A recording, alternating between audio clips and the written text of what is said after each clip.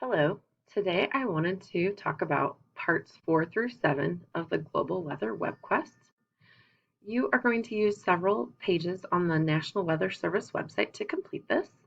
And in each part, I have provided the website link that you'll need to click on to find the information you need to learn about the weather and the climate, and then to answer any questions I have for you. So you'll see for part 4, it's climate versus weather, and you're going to click on this link right here to get to the page that you need. And all I need right here is from this website, how do they define climate? All right.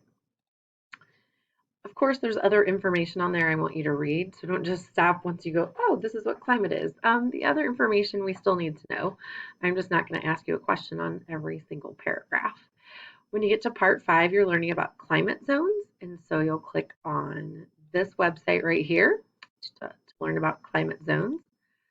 And you have 3 questions about, or not 3 questions, sorry. I put a description of different climate zones, 3 of them, and then over here you have to put your climate zone answer. So on the website, see, this is all the different climate zones. You can see there are 6. I am only asking you about 3 of them. And so if you decide one of the answers is tropical climates, then you would put that in the side of the table over here. And then which climate zone is Missouri in? Because it's important to know which climate zone you live in. Part 4, you're learning about the heat index.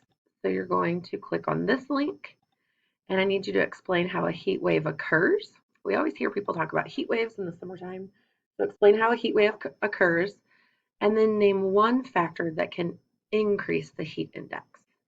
And I just put a little reminder, the heat index is computed for in the shade temperature. So when we hear, it's, a certain temperature outside, but with the heat index, it's actually this temperature.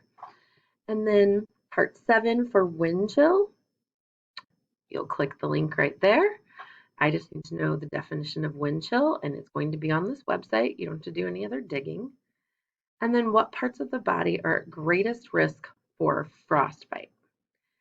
So these are your directions on parts 4 through 7 of the Global Weather Webquest. Let me know if you need any additional help.